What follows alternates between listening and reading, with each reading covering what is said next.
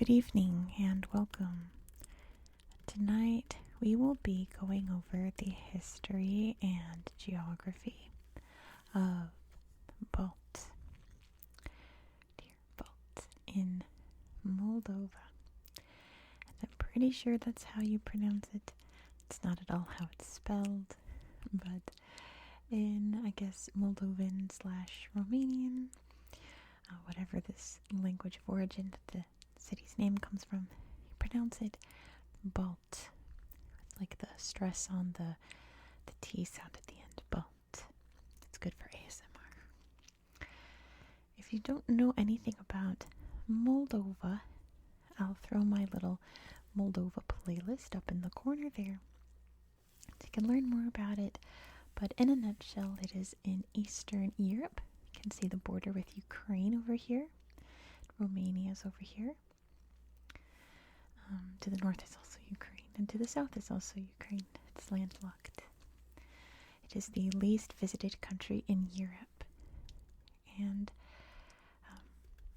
it's very low GDP, pretty weak economy, and we might talk a little bit about why that is in the history of this city here.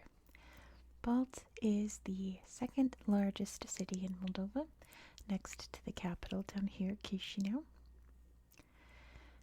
And the large cities of Moldova are their own administrative division, so there's no lines drawn on here. It's just this city. And unfortunately, Google Maps gives us absolutely nothing. So there won't be any Google Maps portion tonight, I'm sorry to say. There's really nothing there to look at. I found one interesting site there, and it's the Jewish graveyard, which, if you've never seen an old Jewish graveyard, they're very haunting because usually the tombstones are knocked over and destroyed and overgrown, and it looks kind of like haunted in a way. It's one of those. But that was like it to show you here in Balz. So it's not worth dragging up my tablet for. It is located in kind of the central area of Moldova here. And not really much else to say. That looks like the, I never know how to pronounce anything here. Routes River there. With Moldova, anytime I've researched anything in Moldova, I'll think I know how to pronounce something, and then it turns out I'm very wrong. So, I'm not going to even try. You guys can correct me down in the comments if I get anything very wrong. I'd appreciate that. So, this city here was once part of Bessarabia, it was called, which pretty much at its height was the entirety of Moldova, southern Ukraine here, down to the mouths of the Danube. You can't even see my pencil. The mouths of the Danube down there in parts of Romania here. Bessarabia.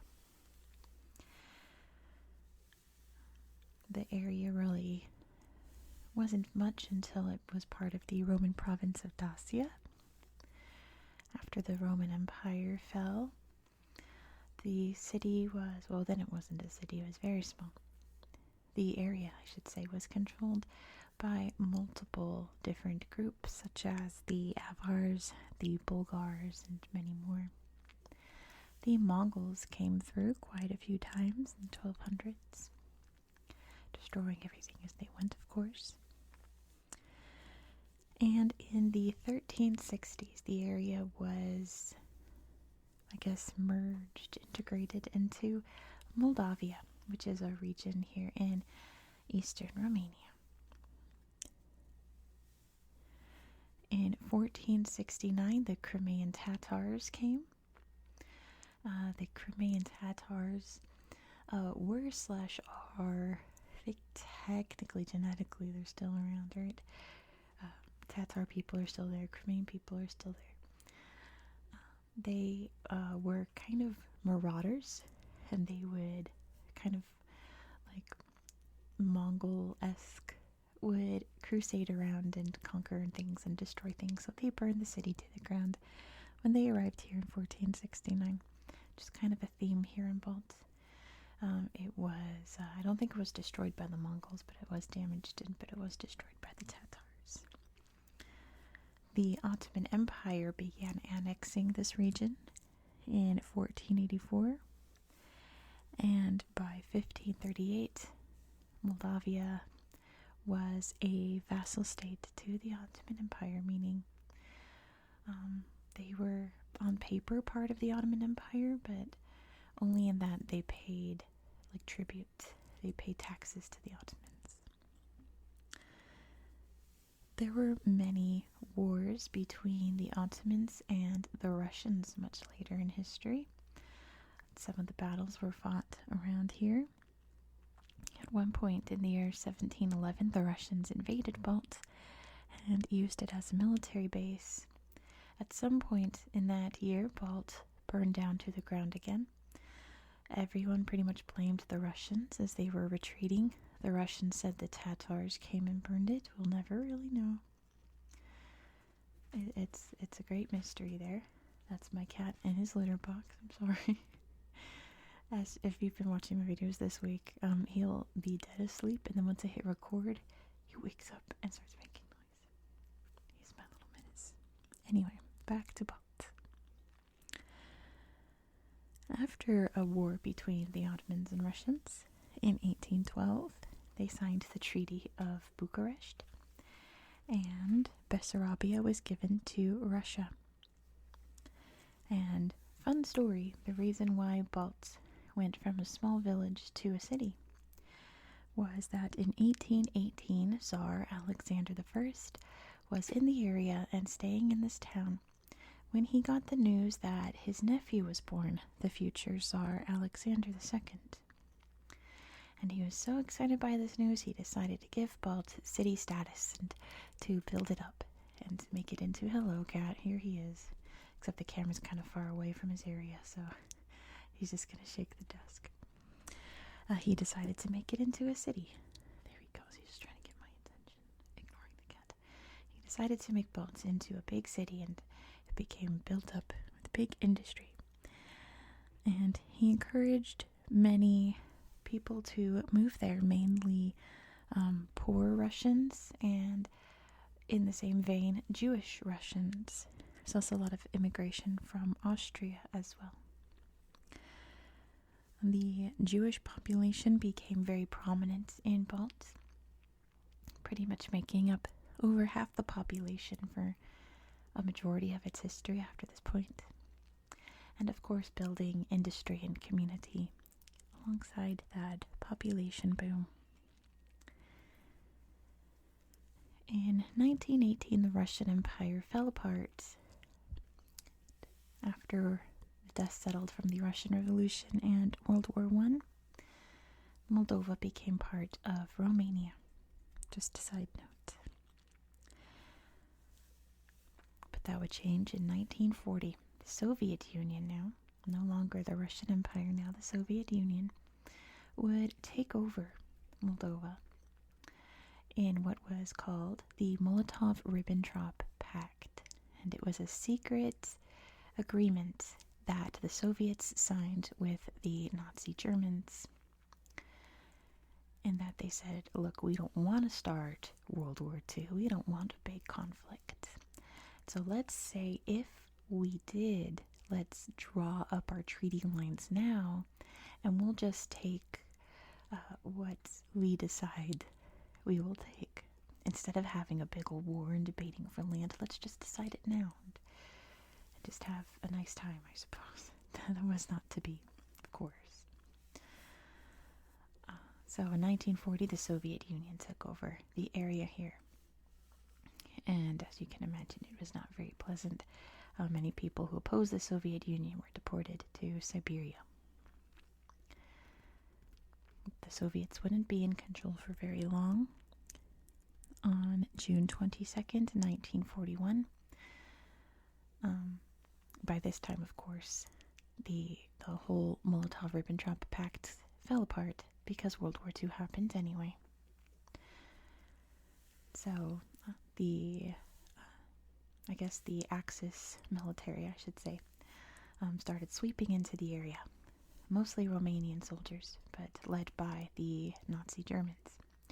And on June 22nd, 1941, they invaded Bălți. There was a big conflict that lasted for many weeks, and of course the city being destroyed in the process. But the Axis powers held sway, and almost as soon as I guess at this point it was the Germans, the Nazi Germans had control of the city, they started deporting the Jewish population out to various locations. Most went here to Transnistria, into labor camps. But most of the Jews of the city would never return, mostly for obvious reasons that are very depressing and sad, because a vast majority of the population here would perish during World War II. But many of the Jews in this area moved to other areas around here, and a majority moved to Israel once Israel became a thing. So very few Jewish people remained in Balz post-war. Once it was clear that the Soviets were re-invading here in 1944 to fight off the, I guess, Axis powers at this time, the retreating military here, you'll never guess what they did. That's right, they burned the city to the ground.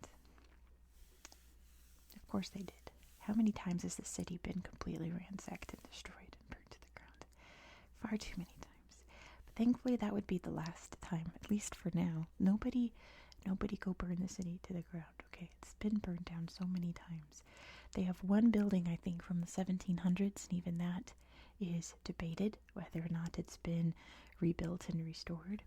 Everything else is from post-World War II. And that's very sad in Europe, where there are so many places with buildings from, gosh, like the 800s, 900s, 1000s, you know. It's very sad to have places that have only existed since the late 1940s. And it's true many places in Europe, but it's just sad. So of course, once the Soviet Union came in, they rebuilt and made it super industrialized, because that's what the Soviets did best. There were protests here during the decline of the Soviet Union in the 1980s, but it was really nothing like what was happening in other parts of the Soviet Union. Once the Soviet Union did collapse, Moldova wasn't really prepared for that. Many countries in the Soviet Union were very prepared to start anew. Most had already formally left the Soviet Union by that time, very enthusiastically. Moldova, not so much. I don't think, well, maybe they didn't actually think it was going to happen, but it did. And the economy has never really bounced back since then. It's really only been on the decline since they've been forced to run themselves. But Moldovans really wouldn't have it any other way. I'm sure they would like a better government that's not as corrupt, a better way to run things in this country. It's not ideal, but Moldovans are very proud of their country and their heritage and their very kind hospitality. There's like no scenario where they would be like, oh, we'll just become part of Romania. That'll never happen here. They'll always just be Moldova. And that's pretty much where we are today. Balz is a thriving little city here. It's quite charming, but again, I can't really show you that from Google Earth. There's nothing there to look at. You can go check it out, and maybe you can find something there that I missed. Let me know. But that's going to be it for tonight. Thank you so much for watching. If you learned something new today, go ahead and give this video a thumbs up. If you learned a cool fact, and I'd also like it if you let me know what it was down in the comments. I always like to know what things you guys are interested